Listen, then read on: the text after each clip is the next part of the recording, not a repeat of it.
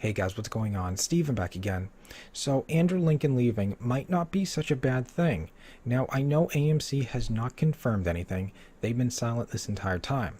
But we have had Instagram posts hinting slash confirming it now. We had Norman Reedus posting a picture of Daryl hugging Rick back from season 7, and he put a little heart emoji. Oh, Norman. Then recently we had a director, I believe, post a picture of him and Rick, and there's a little caption down below. I don't remember exactly what it said, but it said something like, "Hey Andy, great working with you these last 8 years," or something like that. Now, what is interesting is Norman Reedus replied to someone's comment on his post. So here it is right here. "I am sad that Andrew will be leaving, but I don't blame him. I blame Gimple. Obviously, people think, it has to do with Carl and stuff like that. And if we go down here, Big Bald Head replies, 'You got it wrong.'" So, interesting. And then, of course, you got people replying and stuff like that. This one here is pretty interesting. What do you mean? Now, to me, that kind of sounds like it has nothing to do with Gimple, nothing to do with Carl and stuff like that. To me, it just sounds like he really misses his family. I have seen posts in the past talking about, Andrew's thinking about leaving, he misses his family and stuff like that, because I believe they're over in London or somewhere over in the UK. And then, of course, Andrew's over here in Atlanta for, I don't know, 7-8 months out of the year? Long time. And especially since he's been doing this about a decade. Well, yeah, let's call it a decade. I mean, the show came out in 2010, so they probably filmed in 2009. So yeah, about a decade. So I mean, that's a long time, and can't really blame him. Now, I'm sure he probably knows, word got out and everything like that, but I wonder if he knows about, all the rage and the new articles and stuff like that, talking about fans are threatening to quit the show once Rick leaves and stuff like that. Maybe he's read them, maybe he hasn't. But if he has, maybe that makes him feel really guilty right now. I mean, I kind of want to go home and be with my family, but I don't want the show to suffer. There's still really good characters, still in the show and stuff like that. I mean, I like a lot of the characters, Daryl, Carol, Michonne, Jesus, Aaron, King Ezekiel, Jerry, so there's still a lot of really good characters. And, obviously I don't know how Rick feels. I don't even know if he, read the articles and stuff, but I bet that makes him feel really guilty right now. I just want to go home and be with my family, and, but if I leave and stuff like that, show's gonna suffer. I don't know. Now, on to reason why it might not be that bad. This is from Screen Rant, and they have an article here saying Rick's death could save The Walking Dead. And of course it gives like a number of, different topics and stuff like that on, why it might not be that bad. The one that stuck out the most to me says killing Rick off raises the stakes. So to me, that one sounds very interesting. Rick has been basically the one to deal with all the villains. If you go all the way back, well, if you want to count Shane as a villain, but granted, yes, that one makes sense, Rick versus Shane, friends and stuff like that. So if we went to the governor, at the end, it was basically Rick versus the governor, that final fight. Yes, Michonne did step in, and stab the governor and stuff, but it was Rick versus the governor. After that, we had, oh God, who did we have after that? We had Joe and the Claimers. And, Rick took out the leader, Joe, of the Claimers. Once again, Rick taking out another villain. Yes, I mean, Daryl helped, Michonne did help, but Rick was the one to take out the leader of that group. Moving on to Terminus. Yes, obviously Carol did help, blowing up. And yes, other people, Abraham and stuff like that, did help killing some of them off. But if we fast forward to, what was it, the church? Yes, once those guys, found him and they set that trap and everything, Rick once again was the one to kill Gareth. I think that was his name. I believe the leader of that group too. I mean, yes, Abraham and Sasha did help, but once again, Rick was the one to take out the leader. Then we had the wolves. Now, yes, of course, once again, the other Alexandrians did help take them out and stuff like that. And some of them did get away. Morgan let some of them go. I think the leader of that one did get away. I think he was like the short-haired one, who kind of made that like odd noise, after Morgan was like, leave now. And then I think he made like some like, type of weird noise. I don't know if he was the leader or the one that Morgan put in his cell was the leader. I don't remember. But in the end, those guys that got away, Rick once again took them out. And, of course, recently, the most recent one, Negan, came down to Rick versus Negan. Now, I can see the governor, Rick versus the governor, and Rick versus Negan. Two major villains and stuff like that. And of course, Rick being the main character, does he really need to be the one front and center taking out all these villains? I mean, if we, went back to Joe and the Claimers, maybe it would have been interesting if Michonne was the one, swapping roles with Rick. What was it? Joe knocked out Rick, and when he picked him up, Rick went in to bite his neck and stuff. What if that was swapped? What if, I don't know, trying to think of something on the fly here.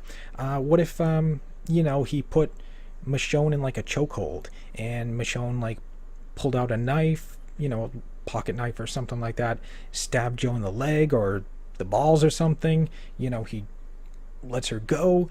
And what if Michonne turned around, did the same thing, bit out his neck, or maybe something different? I mean, giving other characters a chance, like, I don't know, maybe with the Terminus guys, what if somebody else took them out? I mean, I don't know, that's just my thoughts. But back onto, I've kind of deviated too much here, but with Rick gone, I think that would give a lot of characters a lot more screen time. Maybe even, I don't know, say before the Whisperers appear, maybe there's like another small little villain group, and I don't know, maybe Aaron steps up and, takes them out. Somebody else stepping into the spotlight and kind of doing what needs to be done. Now, what could also be very interesting is, obviously we don't know what is going to happen to Rick. I don't think he's going to ride off. I don't think he's going to leave, because what's he going to do? Ride off, leave Judith behind, take Judith? What about Michonne? Is he going to just leave her behind? So I can't really see that happening. Plus, if Rick rides off, too many people will be wondering, well, Rick might return, he might come back, even if Andrew's like, I'm done, I'm not coming back, that will still be in people's mind. Well, potentially he could come back, that door is open, but what if they do, kill him off? I think is what is going to happen.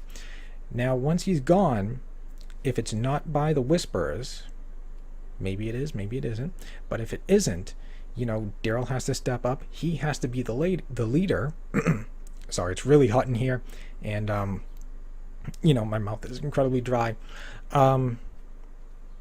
Yeah, so if the Whisperers don't kill Rick and the Whisperers come after Rick is gone, Daryl has to step up, which could be very interesting.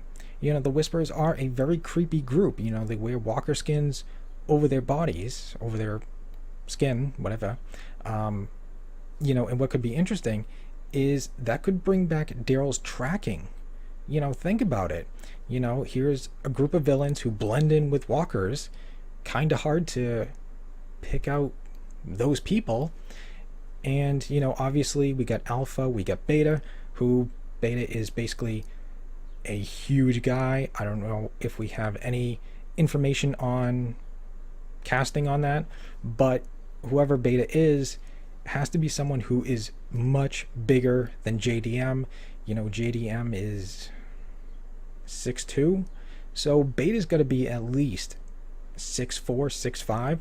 So just imagine when the Whisperers come around, Daryl's got to try to find this group. Maybe he's using his tracking skills, trying to track Beta and stuff like that, because if you get a big guy like that, he's going to leave some, pretty big footprints and stuff like that. So maybe that would bring Daryl's tracking back and stuff like that. And it would also, bring in a lot more characters, get a lot more screen time and stuff like that, which is really cool, because like I said, I do like a lot of these characters. So who knows? But I mean, that's just one of the things that they said on this. Killing off Rick raises the stakes, since he's been the one to basically come up with a plan in a way and deal with all these villains. Now that he's gone, they're going to have to basically, all right, the training wheels are off. You guys are on your own. You're going to have to handle this group by yourself. So that definitely raises the stakes. Rick's not there to teach them, to hold their hand in a way. So that would be very interesting. But that is the one that basically stuck out to me the most. I'll leave a link to the article. There's, I don't know, like 5 or 6 different theories or reasons that they give. Rick's death gives The Walking Dead a fresh start. So if you want to check that out, go ahead. But that's just my theory. Yeah, I mean, it's gonna suck, losing Rick Grimes. I'm a huge fan of him. Gonna miss that murder jacket he wears and stuff like that. But at the same time, it's gonna be pretty cool seeing, how everybody handles everything on their own, without the fearless leader. So that would be very interesting. And of course, we got Angela Kang writing stuff. She has written a lot of really good episodes. People do complain that Daryl just grunts and but she has written really good episodes. Oh god, what was the episode? The one with Daryl and Beth, when they find that broken down home, and Daryl basically opens up to Beth about his backstory. My father had like one of these shitbox chairs and stuff like this, and used to put out cigarette buds and whatever. That was, I believe, her episode. So she can write a lot of really good stuff, especially for Daryl. And with a time jump, which is, I believe, 12 to 18 months, personality changes maybe. Never know. I mean, Angela Kang can do some amazing stuff. Just like most recently, everybody hated Jadis and the Junkyard Group, but once that episode came around where Simon killed him, a lot of people were like, well shit, I kind of feel bad for her now. That was rough. Boom. Just like that. People all of a sudden went from absolutely hating her and this group to all of a sudden just feeling bad for her. One episode, just like that. So, I mean, I can't wait to really see what she's gonna write.